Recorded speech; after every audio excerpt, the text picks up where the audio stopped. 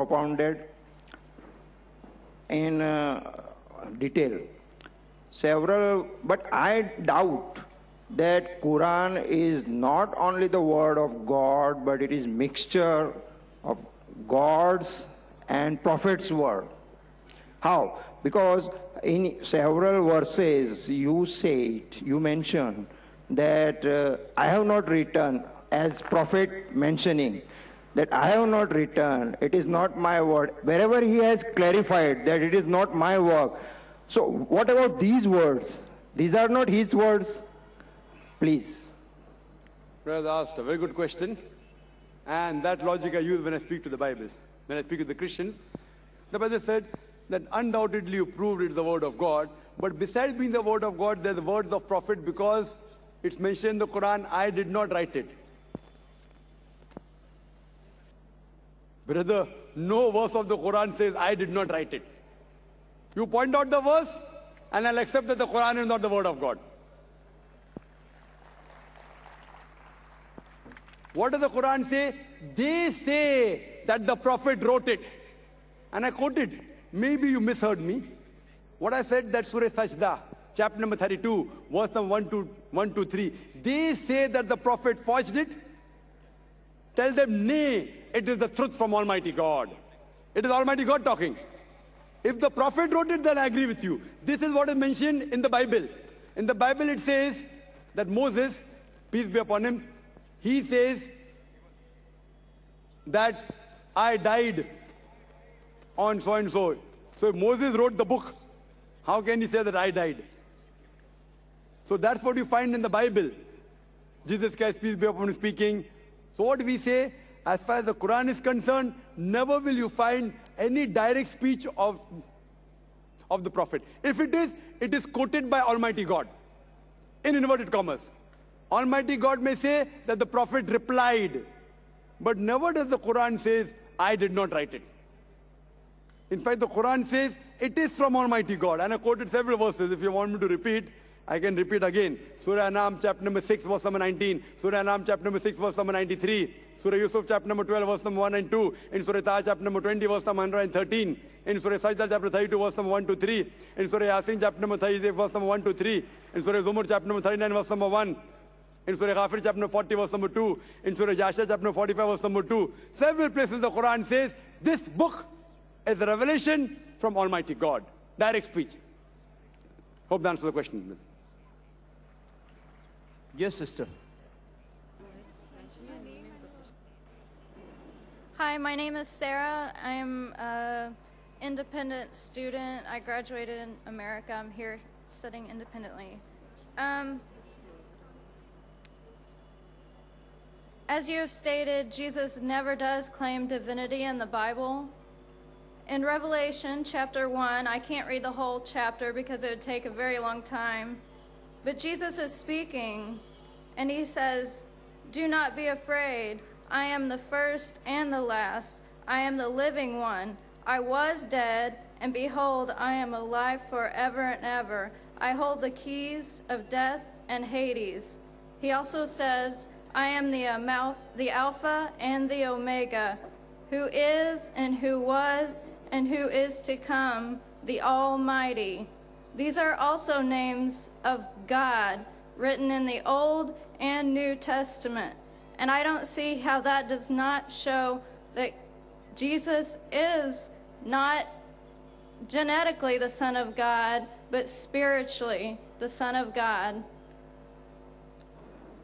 The sister asked her question. She quoted Revelation chapter number 1. She didn't give the verses. She's talking about the first 20 verses.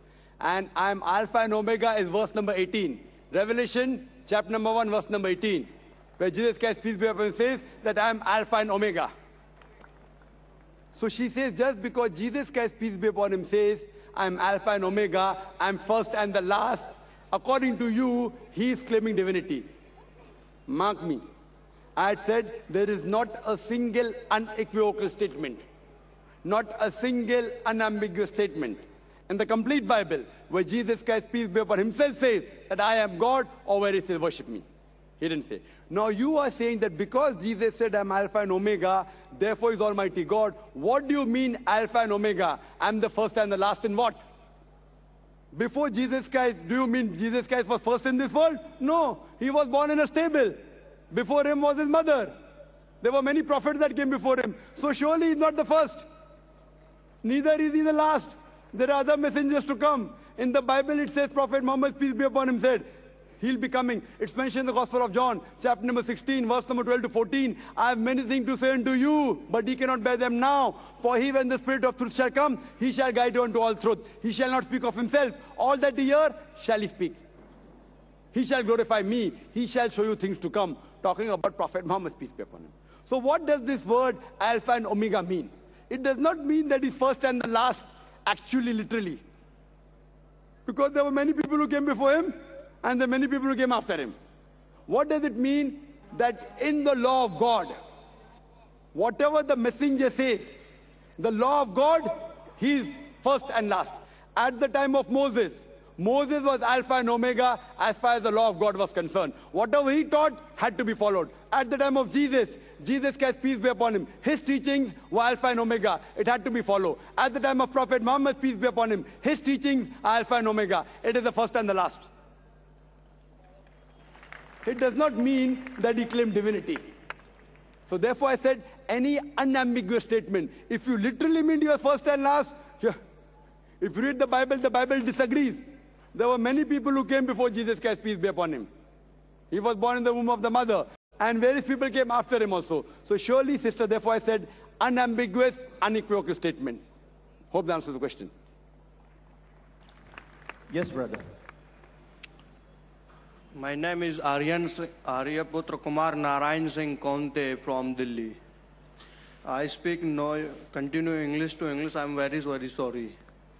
Sir मैं पूछना चाहता हूं क्या भगवान के बनाए हुए सभी नियमों में परिवर्तन होता रहता है क्या? मैं इसलिए पूछना चाहता हूं क्योंकि इस्लाम धर्मावली बोलते हैं कि यानी कि मनुष्य का कभी पूर्ण जन्म नहीं होता है, और जबकि श्रीमद् भागवत गीता में श्री कृष्णा ने अर्जुन से कहा है, हे पार्थ, कि इंसान यानी कि कई बार जन्म लेता है, शायद तुम्हें नहीं मालूम है, मेरे कई जन्म हो चुके हैं। मैंने पहला जो गीता का ज्ञान दिया था वो पहले मनु को दिया था, जिसे आप शायद नू इस्लाम का नाम से जानते होंगे, और दूसरी बार कहते हैं कि मैंने सूर्य देव को ये ज्ञान दिया था, उसके बाद मैं आपको दे रहा हूँ।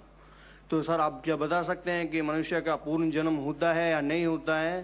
क्या भगवान के बनाए हुए नियमों में क्या परिवर्तन होता रहता है कि समय अनुसार? मैं ये पूछना चाहता हूँ। The brothers asked two questions. The first question is, can there be change in the law and the teachings of Almighty God? Can there be changes? And question two is that can a person be reborn? Can he be reborn? And he quoted a verse of the Gita, which I'll come to it later on. As far as the first question is concerned, can the laws of God keep on changing? If the law of God is time-bound, if it's meant for only a particular group of people and for a particular time period, it will keep on changing. For example, as I mentioned in my talk, Torah, Zabur, Injil, all of them were revelation of God, but they were meant for a particular group of people and for a particular time period. But once the last and final revelation of God has been revealed, nothing new can be added, nothing can be subtracted. Quran is the last and final revelation of Almighty God. No other revelation is going to come. Prophet Muhammad, peace be upon him, is the last and final messenger. There is no other messenger to come. Allah says in Surah Azab, chapter 30, verse number 40, مَا كَانَ مُحَمَّدٌ أَبَا أَحَدٍ مِّن رِجَالِكُمْ وَلَٰكِنَّ رَسُولَ اللَّهِ وَخَاتَمُ النَّبِيِّينَ كَانَ اللَّهُ بِكُلِّ شَيْءٍ عَلِيمًا. That Muhammad, peace be upon him, is not the father of any of you men, but he is the messenger of Allah and is the seal of the prophets.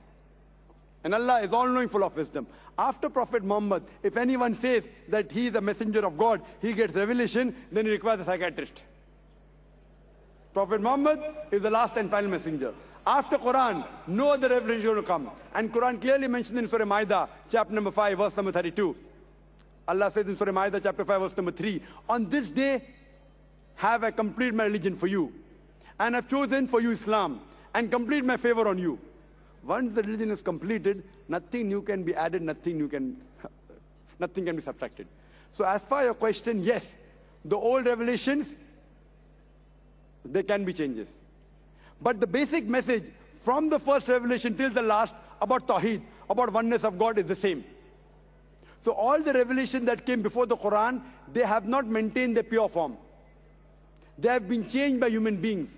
And because it was not meant for eternity, Almighty God didn't feel it fit to be preserved. But as far as the Quran is concerned, Allah says in Surah Hijr, chapter number 15, verse number 9, we have revealed the Quran and we shall guard it from corruption. So this Quran, even if all the human beings try and change the Quran,